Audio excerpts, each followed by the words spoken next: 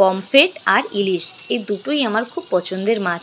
তবে ওই সর্ষে বাটা দিয়ে খেতে খেতে একঘেয়েমি চলে এসছে। তাই মাকে বললাম, মা একটু ডিফারেন্ট স্টাইলে বানানো যাবে কি পমফ্রেট মাছটা? মা বললো হ্যাঁ, কেন না। তো সবার প্রথমে মা কী করলো, মাছগুলোকে ধুয়ে ভালো করে নুন হলুদ দিয়ে মাখিয়ে নিল। ভালো করে মাখিয়ে নেওয়ার পর এটাকে মা 10 থেকে 15 মিনিট রেখে দিয়েছে। এইবার মাছগুলোকে মা গরম সর্ষের তেলে ভাজছে। এই মাছগুলো কী বলো তো, একটু সাবধানে ভাজতে হয়, নাহলে কী বলো তো ভেঙে যায়।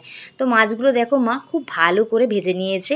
এইবার ওই তেলের মধ্যেই মা গোটা গরম মশলা ফোড়ন দিয়ে দিল। এরপরে মা তেলে পেঁয়াজ কুচি দিয়ে দিল। পেঁয়াজটাকে না ভালো করে লাল লাল করে ভেজে নিতে হবে। ভাজা হয়ে গেলে তার মধ্যে দিয়ে দিল কাটা টমেটোর। রান্না করতে করতে মা হাসবে না, এটা হতে পারে? সামান্য একটুখানি নুন দিল যাতে টমেটোটা তাড়াতাড়ি গলে যাক। এরপরে বাটা মশলা দিল, সব গোটা মশলা এগুলো, আদা রসুন শুকনো লঙ্কা গোটা জিরে গোটা ধনে হলুদ গুঁড়ো কাশ্মীর গুঁড়ো লঙ্কা। মশলাটাকে ভালো করে কষিয়ে নেওয়ার পর পরিমাণ মতন জল দিল। পরিমাণ মতন এবার মা নুন দিয়ে দেবে আর 4-5টা কাঁচা লঙ্কা দেবে। ঝোলটা ফুটে গেলে ভেজে রাখা মাছগুলো মা দিয়ে দেবে। এখানে অনেকেই বলবে নতুনত্ব কী আছে? নতুনত্ব এটাই, যেই রকম মাছ যেই রকমভাবে খেয়ে এসেছি তার থেকে একটু ডিফারেন্ট স্টাইলে খাওয়া আর কি। 5 মিনিট ঢেকে রেখে দেবো। এদিকে দেখো না বাবু মাকে জেমস খাওয়াচ্ছে।